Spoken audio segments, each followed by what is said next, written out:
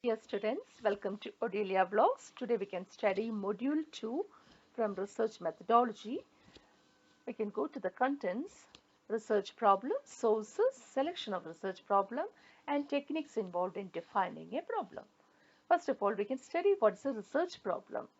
Problem is a question or an issue to be examined. The aim of research is to improve the level of living in the society. Society is encountered by several problems which need to be studied for finding a solution. They need the attention of a researcher. The pandemic COVID-19, we all know how the people suffered. We were so fearful. We were just at home. We could not even go outside because of fear. And then the researchers found vaccines, Covaxin, Covishield, Sputnik, etc. And now our life is secured. So we can go to the next content. Sources of research problem. First one is personal, professional and academic experience. A researcher's experience generates greater interest in him to realize the importance of solving a particular problem which he has encountered in his life. This becomes the source of his research. For example, in my case, I like to do work-life balance because that is much in my life. I am suffering that, and even now I am trying to have a balance in my life. So that is one example which I can say. Another example is if a researcher finds dowry death in neighborhood wherever we see the news, we are finding dowry death, and he can focus on that topic like that. Second one is review of literature. The literature which a researcher has gone through in his research may work as a source for future research. Third one, conferences and seminars. By attending conferences and seminars, a researcher can get good information about the research problem which he has formulated for his research. International conferences, international seminars, national conferences, these all give a lot of ideas. Next is imagination and creativity. The imagination and creativity of the researcher may guide him to unexplored areas.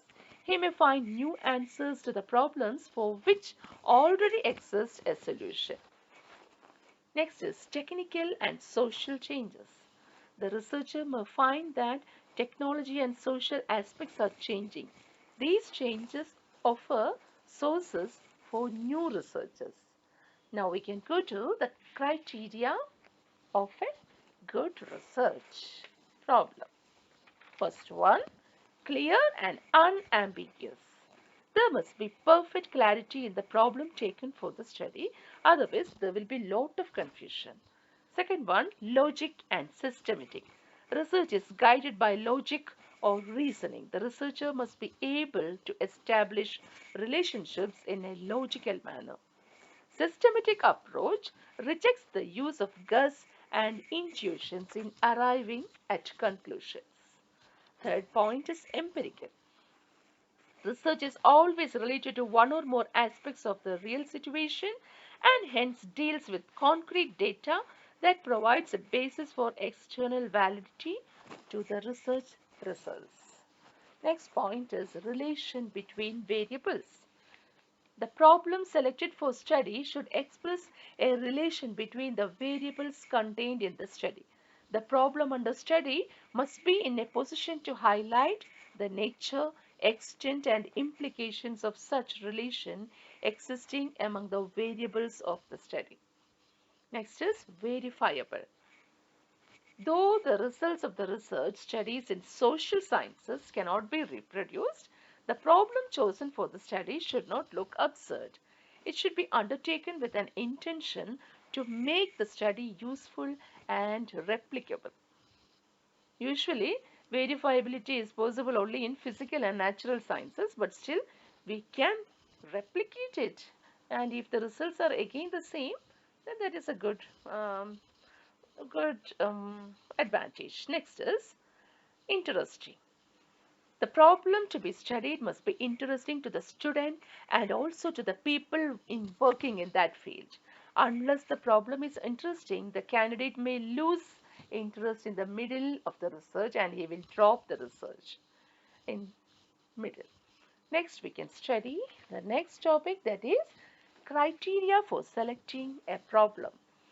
First, and the main important matter is the researcher's interest, because once a researcher feels monotonous, then he will not continue. So he should be interested in the problem. Even a small difficulty will become an excuse for discontinuing the study. Second one, competency of the researcher. The researcher should be competent to carry out a study of the problem. Next point, resources of the research. Research is expensive and time consuming. So the financial resource and the time resource of the researcher influences the selection of the topic. Next point, researchability. The problem should be amenable for finding answers to the questions involved in it through scientific method. Next is importance and urgency. In selecting problems, their relative importance and significance should be considered. Next is originality. There is no use of wasting one's time and energy on problems already studied by others. The problem selected must have novelty and originality. Next is feasibility. If no research is feasible on a problem, it should not be selected. Next is usefulness. The problem selected for research should make significant contribution to the concerned body of knowledge, whether it be science, management, education, etc. Now we can go to the techniques involved in defining a research problem. First one, stating the problem in a general way. First of all, the researcher should state the problem in general terms, keeping in view either some practical concern or some scientific interest or intellectual interest. For this purpose, the researcher must immerse himself thoroughly in the subject matter concerning which he wishes to pose a problem. In the case of social research, it is considered advisable to do some field observation, and as such the research may undertake pilot survey. Then the researcher can himself state the problem, or he can seek the advice of the guide or the subject expert in accomplishing this task. The problem stated generally may contain various ambiguities which must be resolved by proper thinking and rethinking over the problem. There are two ways of defining a problem. First one, by the way of posing questions, and the second way of stating a problem is by the way of making statements. So either as a question or as a statement you can state the problem. Next one is understanding the nature of the problem. Secondly, the origin and nature of the problem should be understood. For this, the researcher has to discuss the problem with those who first raised. If the researcher himself raised the problem, he has to consider all those points that included him to make a general statement of the problem. For understanding the nature of the problem in a better way, he can hold discussions with those who have a knowledge of that problem. Third point, surveying the available literature. All literature available must be surveyed and examined by the researcher before he defines the research problem. This is a necessary, this is much necessity, because only through such a survey a researcher can understand the relevant theories, reports, etc. The researcher must review all research works already conducted by others in the same field, which will help him to find out what data and other materials are available for operational purposes. Unless he studies thoroughly about that subject matter, he cannot continue the research. So he should know the each and minute point of that subject. Next is developing the ideas through discussions. Through discussion, various new ideas can be developed. A researcher must discuss his problem with his colleague and those who have enough experience in the same area or working on similar problems. People with experience can enlighten the researcher on various aspects of his study. Next is rephrasing the research problem. Finally, a researcher must rephrase the research problem into a working proposition.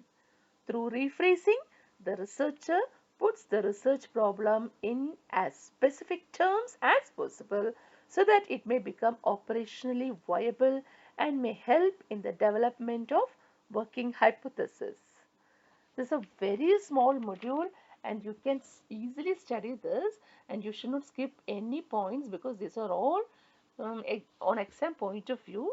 Nothing else you have to study. What is hypothesis, you know, and hypothesis is a tentative assumption made by the researcher to carry out the research.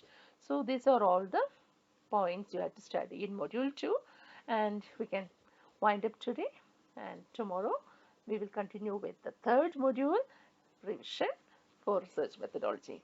Okay, thank you children.